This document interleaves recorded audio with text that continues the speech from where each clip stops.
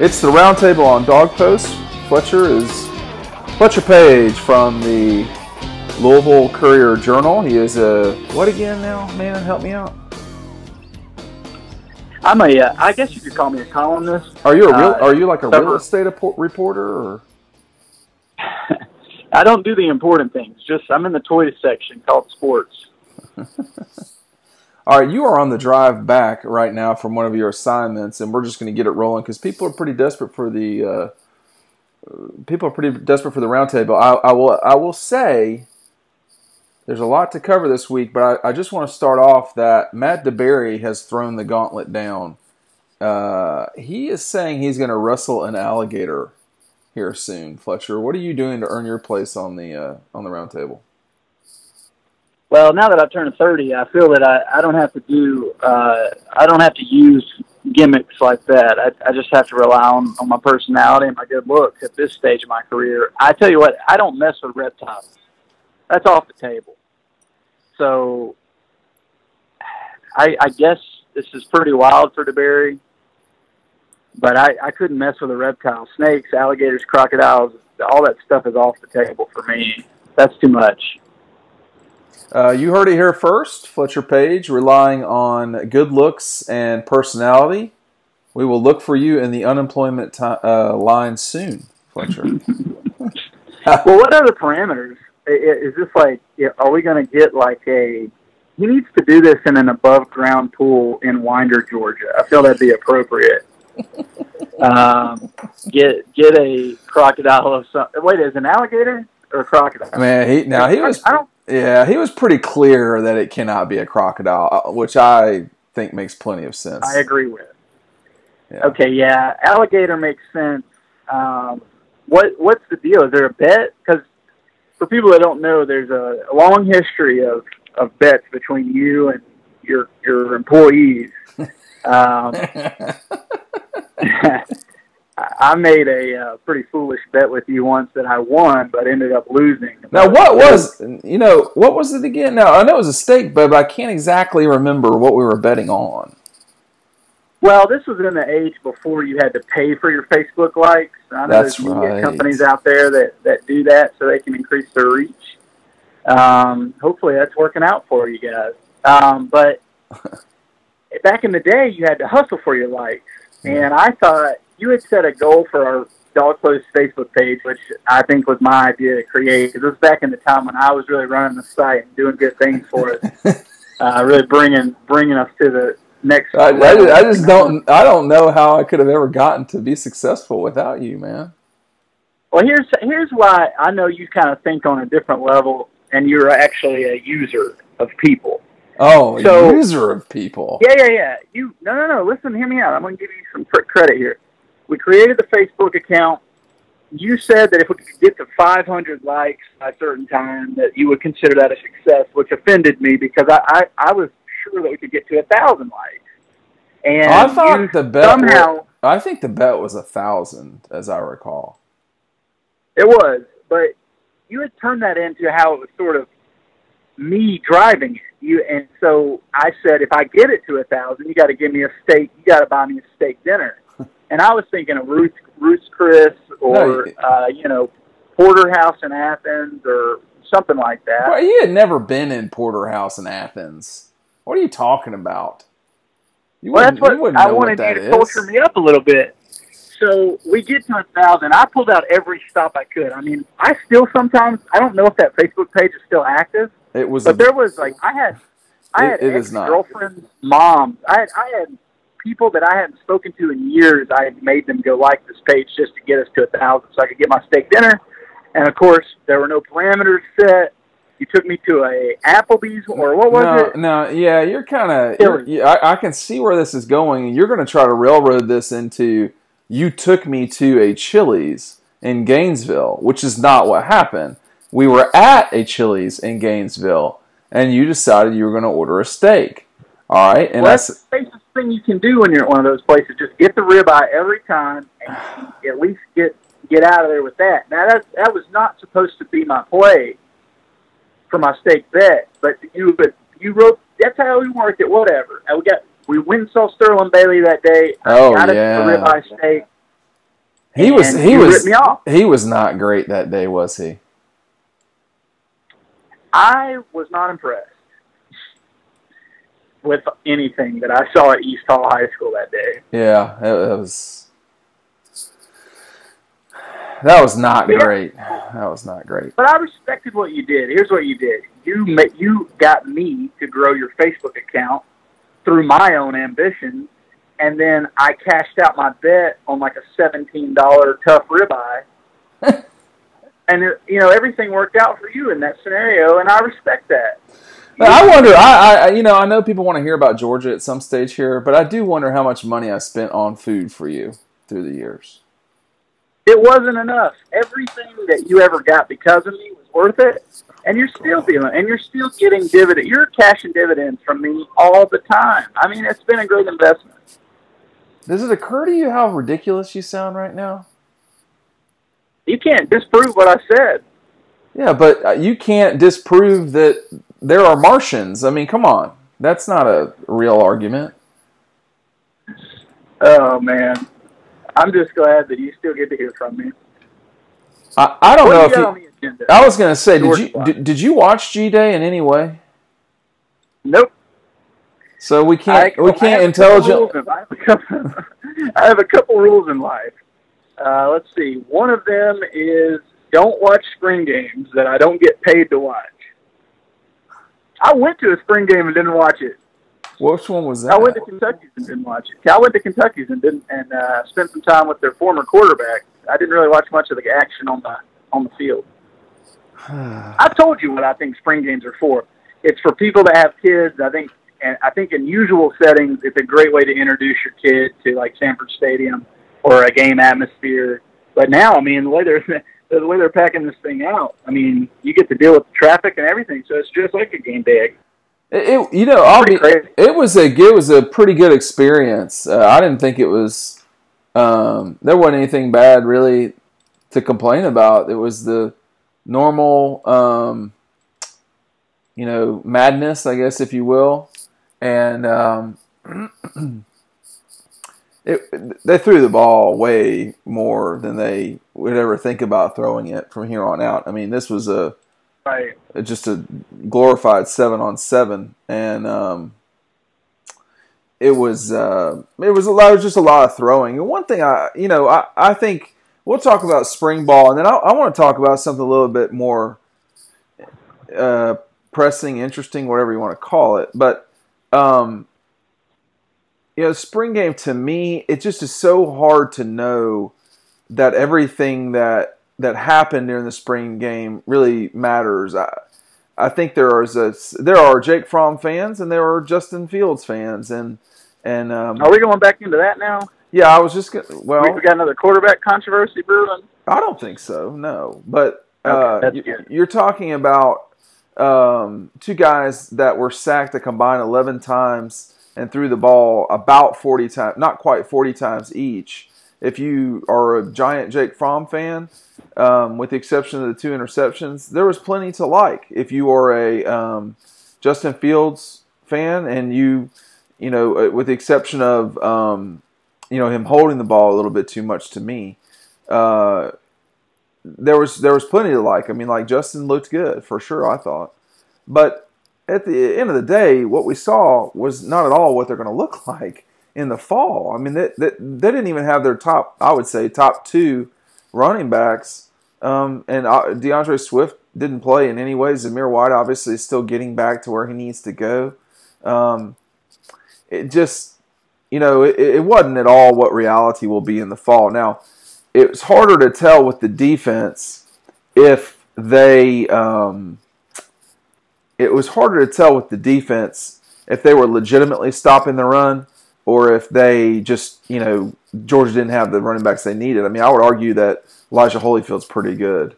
But nonetheless, I don't want to spend too much time on the spring, because spring is just a moment in time. It's harder, you can project from Georgia's game with Tennessee forward more than you can Georgia's spring game. I mean, that's just the way I look at it, and always have looked at it. Certainly, and your basic goal is get out of there without getting hurt. Right. And then make that thing an event that you can sell to whoever is there as a recruit. I think those are the two most important things of spring. Well, they accomplished both of those in a big way. There's been plenty of discussion about the fact that Georgia had the number 2 crowd in the country this year, the most in the conference. That made a lot of that surprised a lot of recruits. I mean, Kirby can go take that and sell it. I mean, it's a never-ending process, I think, for Georgia. They understand. Kirby understands very well how to sell a vision of what the future will be to kids. And Georgia Tech's not a great example, but if you're Georgia Tech and you can't even fill up your bottom bowl for a game, for a scrimmage, it just was really discouraging to look at a lot of the schools. It wasn't just Georgia. I mean, excuse me, it wasn't just Tech. It was Auburn, I think, was pretty low. Auburn was bad. And a lot of Kentucky had more than Auburn. Yeah, I mean, when you sit there and look at it, these games don't matter except that people seem to be keeping score now all of a sudden. And I don't know. I think somebody needs to, like I said, I think spring is very important. I hope I didn't misspeak earlier. I think G-Day is not important in terms of a day of getting better. It really is a wasted workout if you're trying to get in a good day's worth of work, really. I mean, I think there is some value in getting Justin Fields out in front of 80,000 people and having him make live throws. So I don't mean to dismiss it all. But if you can prove, if you're Georgia, I think clearly coming off a Rose Bowl victory and playing for the national title helps, but you're not. You didn't have Ludacris there, and you didn't have Herbie's first year and Jacob Eason's first year. This should have been a pretty regular G-Day, and they were still able to sell out the available seats. That is an incredible. That's incredible for perception, because the opposite of that would be like if you're Tennessee and you've got Jeremy Pruitt actually talking negatively about fans in the media. That's not where you want to be. And let me just say, that guy he is a redneck idiot savant. That guy, I bet you, he's good at one thing in life, and he's very, very good at it. It's coaching up defenses and recruiting for defenses. So he's very good at that. Don't mean to dismiss it, but man, that guy. I didn't understand that. I mean, I just, Vanderbilt, Mizzou, and Ole Miss did not have numbers. Arkansas was 7,000. I don't know what the circumstances were there. LSU 22,000. 2,000? It was 7,000 for the Hogs. 22,000 for LSU. Carolina with 22,500. Auburn 28,000, which looks really low at that big stadium. Kentucky 36. Mississippi State 36,700. A&M 48. They didn't have anybody in their upper decks. The Gators with 53. 65,000 at Tennessee. Alabama with 74. And then Georgia with 82,184. So, and I think that is an actual number. I know how Georgia can be sometimes. Sometimes they just eyeball it in other venues, but in this case they had to give out seats and the whole voucher deal and everything. So I think that's about as close to a real number as anything. I think at the end of the day, man, that it is another selling tool for a salesman who does not need a lot of selling tools. That's just where they're at right now. And I do want to switch gears slightly and talk about this just a little bit, because, the Rose Bowl stuff was everywhere, and Georgia was within a play of winning the national championship, etc. They were also, though, Fletcher, they were also about 3 plays from being 10-4. And I think the thing about it is that, and I'm going to write about this, everybody is romanticizing last year, and there was a lot to romanticize about. I think guys like Sony and Nick, Isaiah, Wynn, who I just wrote a long piece about, Roquan, the captains of this past year, there were games where Georgia was not even the other team wasn't even competitive.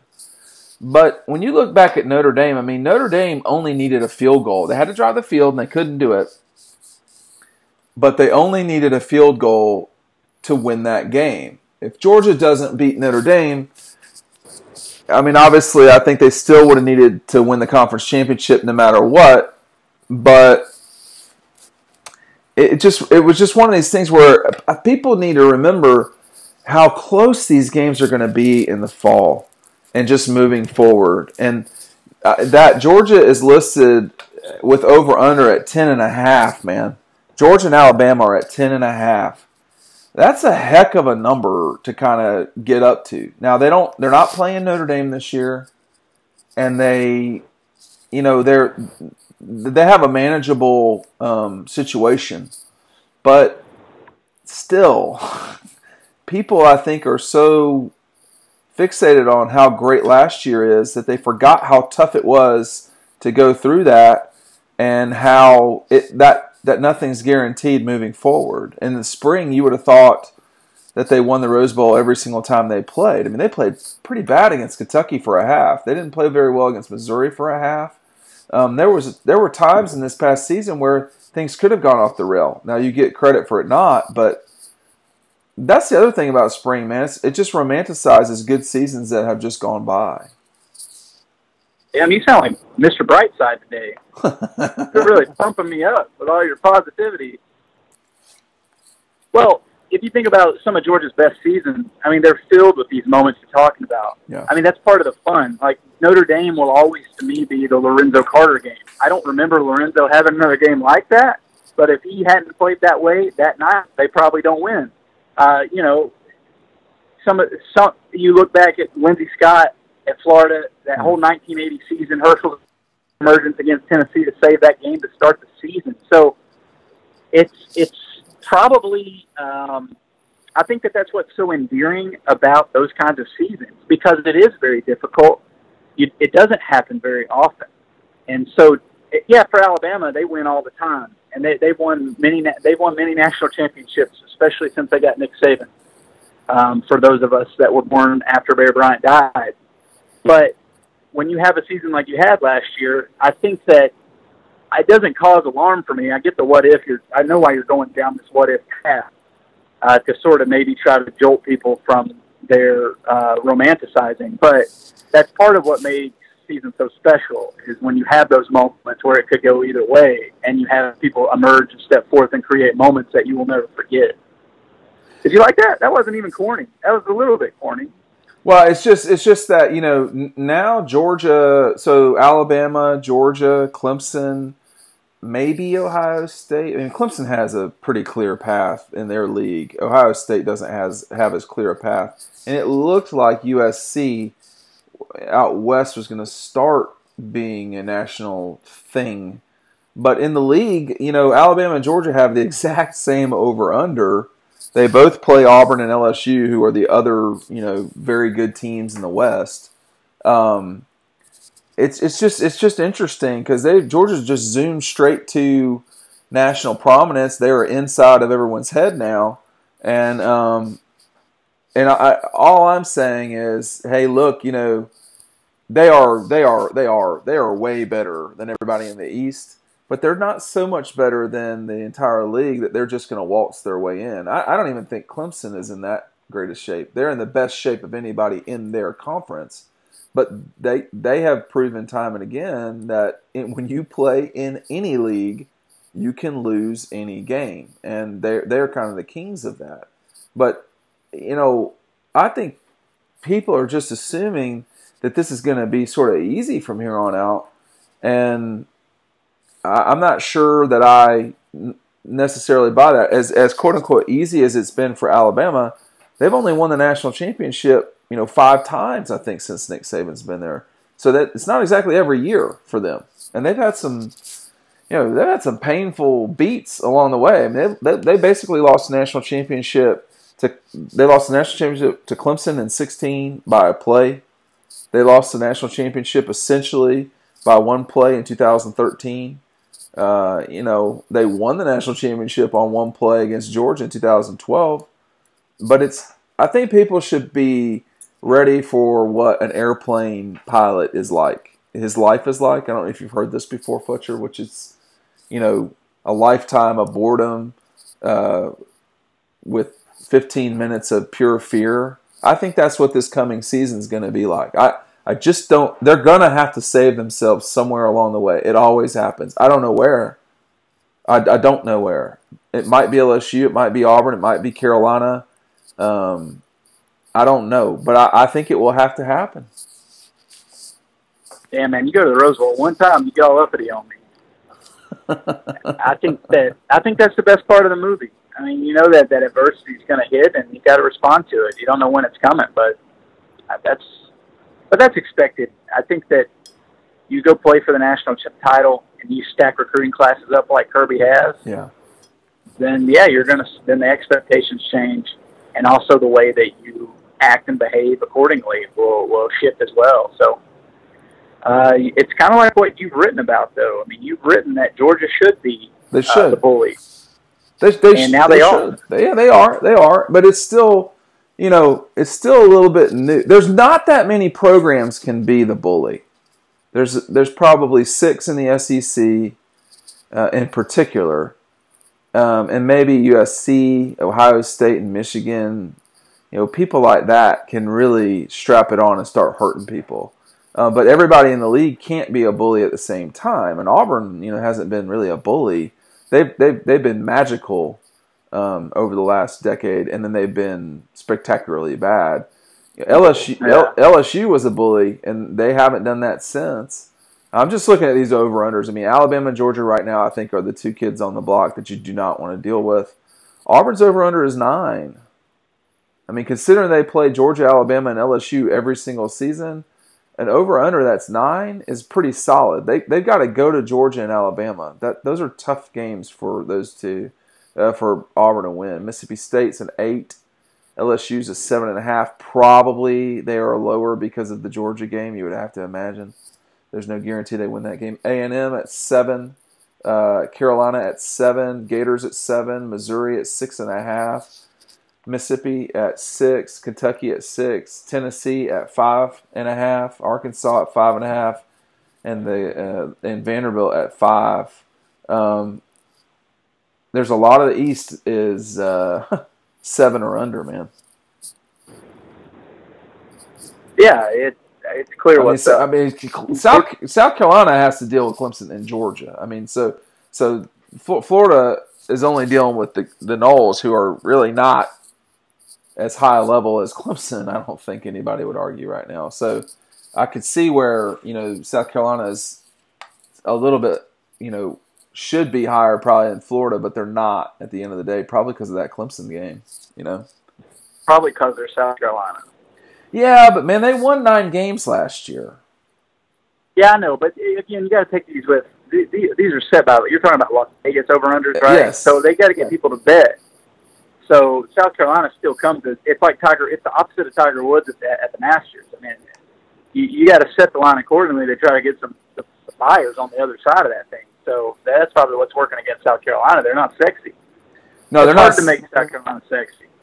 It is. I do just want to talk about Carolina for a second here, because if they're at, I think they're good, but they're definitely not sexy.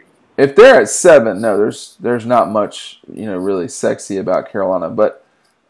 If they're at 7, they play Coastal, Marshall, Vanderbilt. You'd normally skip past Kentucky, but they hadn't beaten them since when? Kentucky's won 3 in a row against South Carolina. All right, so they'll beat Coastal. They should lose to Georgia, beat Marshall, Vanderbilt. That's 3. Let's give them a loss to Kentucky. 3-2, Missouri and Columbia. That should be a win. 4-2, Texas A&M. 4-3, Tennessee at home. 5-3 at Ole Miss. I would think that would be 6-3 at the Gators. I don't know. That's your swing game right there. Yeah, and then you got Chattanooga is 7 and at Clemson. I mean, they can beat Georgia in Columbia.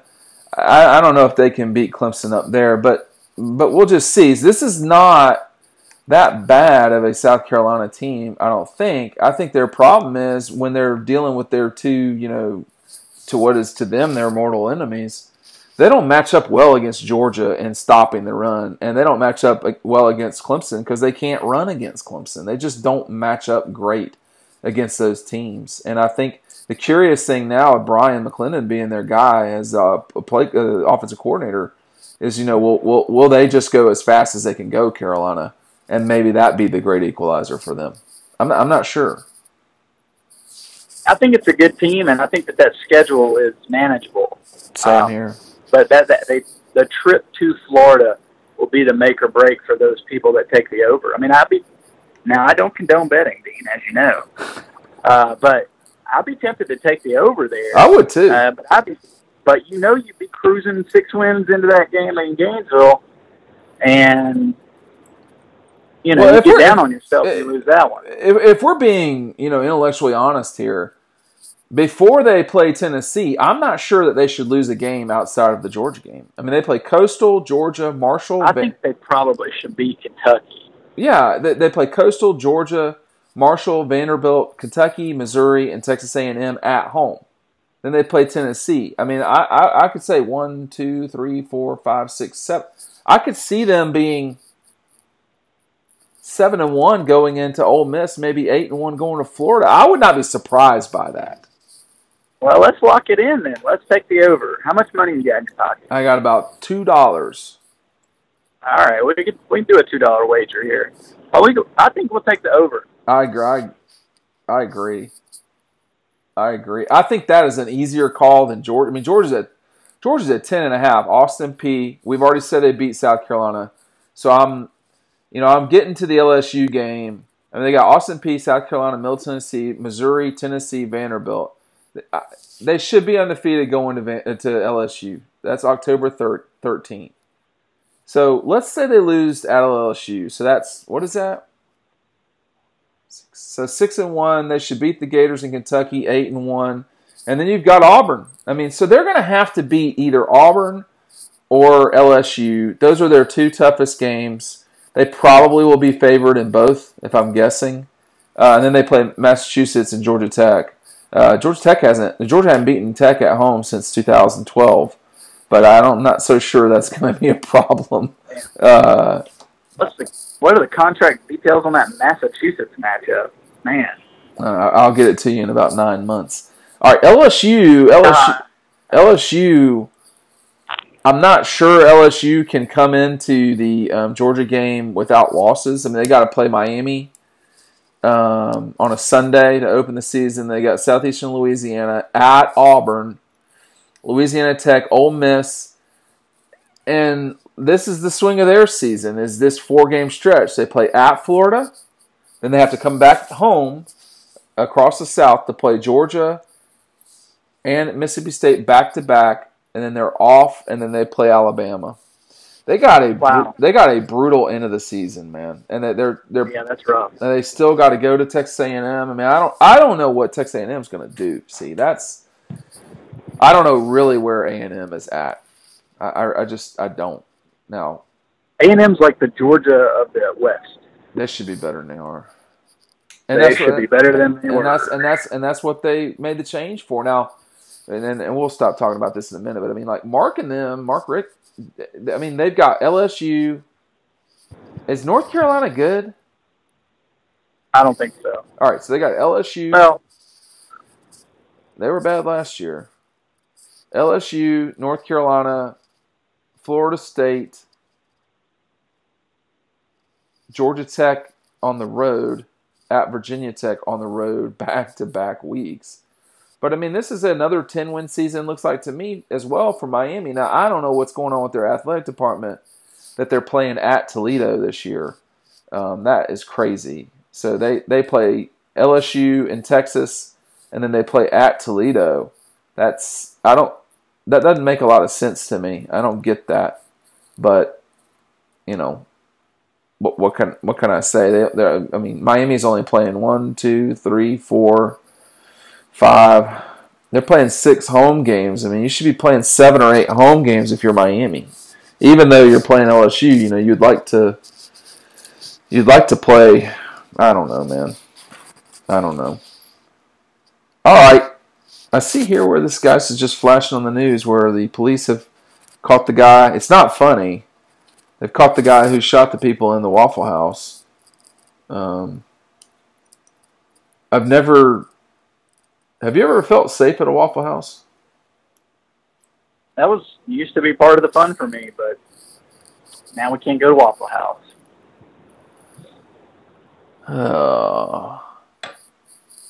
What else is well, we used to go to Waffle House when I was in high school, and we would put $5 in the jukebox and play Lee Greenwood's "Proud to Be an American" every single time. Is that song not? I mean, that song is so overdone. Oh. For the sake of not alienating anybody listening in our demographic, I don't have an opinion about Lee Greenwood. You don't have to be so literal. Proud to be an American. Join the club. But it's so overdone. Like, I'll tell you what. When we were savvy. Go ahead. When we were kids and we would go to the laser show to pick up girls, basically, at Tucker High School. When Elvis did American Trilogy, that was it. I was out of there. Number one, I wasn't sitting around for Lee Greenwood again. And number two, the traffic was, more importantly, the traffic was just straight up brutal. But there were just so many people there. It was insane. I'll hand it to Lee Greenwood. It's a savvy business move what he did when he cut that song. No question. I don't know another Lee Greenwood song. I know there are other ones out there.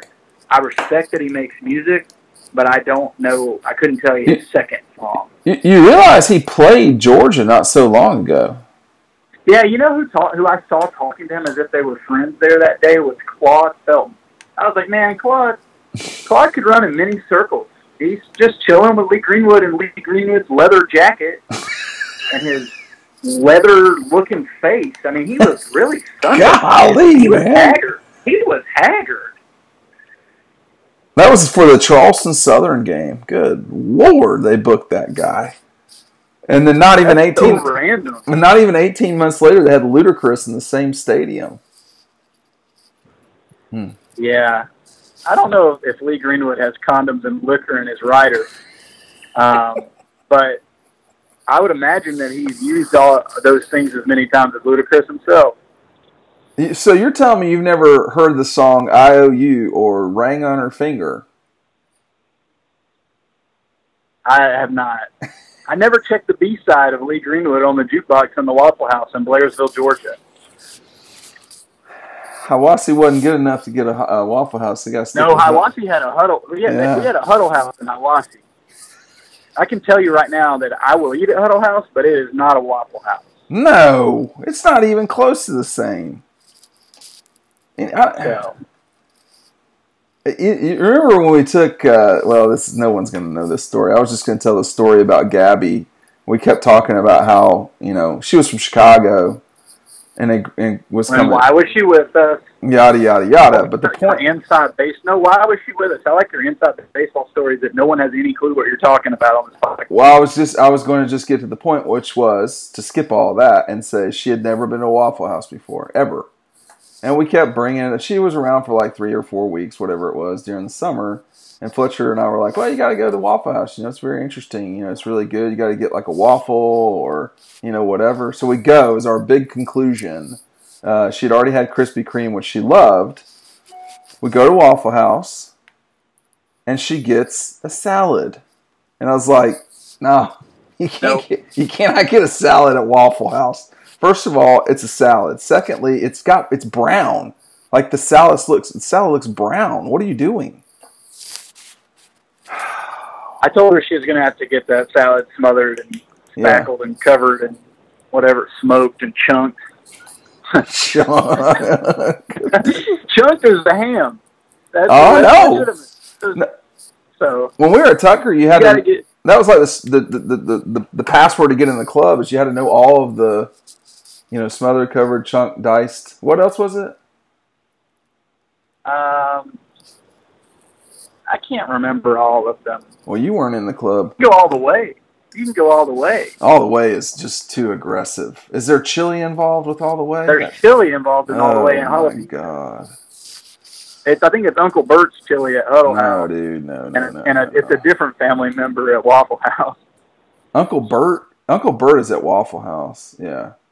Okay, well, I get them mixed up. It was, I don't know, man. Let's give our audience something they actually care about. Let's go to either or. Let's go to either or. I got paid for this expensive music on this podcast, Fletcher. Expensive right here music. would be a good spot for a sponsor. We're working on that, my friend. We are working on that to be sure. All right, I got either or here. Who's going to have who will have the better NFL career? Either Nick Chubb or Sony Michel? I'm going to take Sony Michel. I like versatility in the NFL. Okay, as we continue either or. What's your answer? I think it's going to be Sony. Yeah, I think he probably was a better running back at the end of the day at Georgia. Although Nick probably had a better career. But those two guys, man, they are like peas in a pod. I mean, they show up. They're just those two guys. I mean, I don't know if they're best friends. Yeah. You get so few people who are actually best friends that are, position mates. I think they actually may be best friends. Just the way that they act around one another. They certainly are buddies. They'll be in one another's wedding for sure. All right. Either over 20 or under 20. How many wins will Tom Crean have in his first year of basketball coach at Georgia? Under 20. That's easy. I lock it in under 20. And why are you so quick to say under? I think the SEC is going to be for a team that I think that Georgia's got some nice pieces. I love Rashawn Hammonds, and I think the Hightower kid can really take a step next season. But 20 wins, I mean, they didn't do that last year with the same team and Yante. So, well, you had but things can change fundamentally here with the decision of hiring the head coach that they did. I mean, you're talking about a very different situation. And understood, and it is a speedboat. Basketball programs are speedboats. And turn on a dime, but I think this one's going to need year 2. Okay, either a Ford or wait. What's your answer?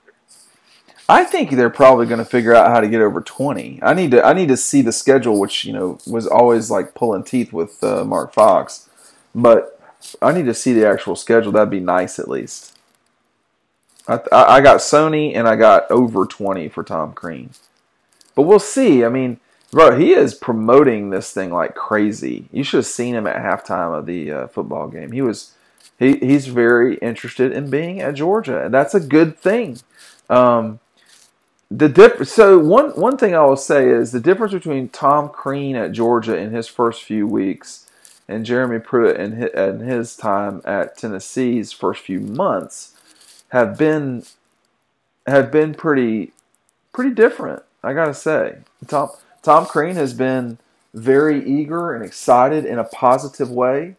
Jeremy Pruitt has been, I think, very eager and excited. But now you're starting to hear the stories drip out. And when you get in front of the media like that and you challenge your fans in a negative way, you better be careful with that stuff, man. That's who covers your salary at Tennessee. Not only that, at Tennessee, selling tickets is a critically important part of their athletic department. At Georgia, the season tickets are sold out all the time. At Tennessee, their facility is so huge, and basketball too, that you got to really work the fans. And I don't know. I don't know. Well, what you're seeing is people being on brand. I mean, Tom Crean has always been known as being an intense person. I think that toward the end of his run in Indiana, he was criticized for maybe burning out people too much, players and assistants and fans. And Jeremy Pruitt, I mean, that guy's never. I mean, he's a combative person. I think he gets fueled off of confrontation, and a sledgehammer always sees nails, and that's what he is.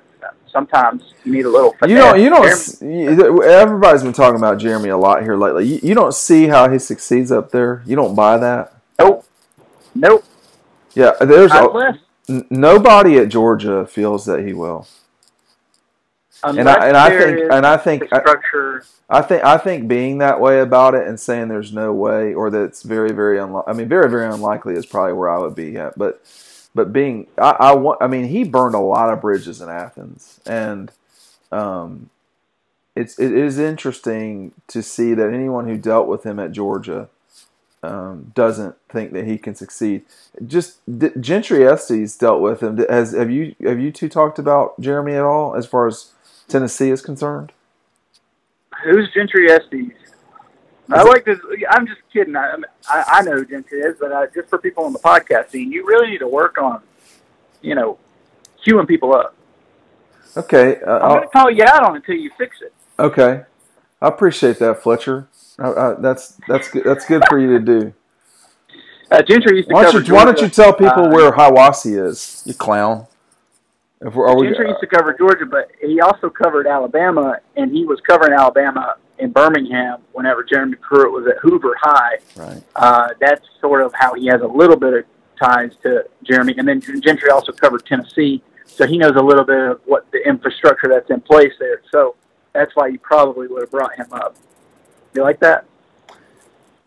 I don't know, man. I just think you don't have to be a total asshole, but that's all right. But here's the tease. Next week, we're going to dedicate this entire podcast to Jeremy Pruitt's time.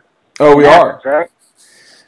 Or 2 weeks from now. So you I'll say this about that thing there, and I have talked to former players, administrators, coaches. Some current, some former, some current players, now all basically former players, some current administrators, some former administrators about Jeremy Pruitt, just trying to get an understanding of what reality was at Georgia at the time. Yes, I want to talk to a few more people. It's not as disastrous as you might think from the player perspective, particularly those on defense. Everybody else has been pretty bad though about him. Truthfully, right, and we'll get into that. This should be a fun hour or so podcast. And Jeremy Pruitt is the head coach at Tennessee. Yeah. Okay. You didn't say it, so if we're going to be that guy. Oh, here we go. All right. Okay. We're getting sloppy. It's about time to go to the house. It is, and so I am going to let you go to the house. Fletcher, speaking of Jeremy Pruitt, I want you to keep the elephants off your back. We'll see you next week on the Roundtable. Enjoyed it. I'm glad you got to talk to me.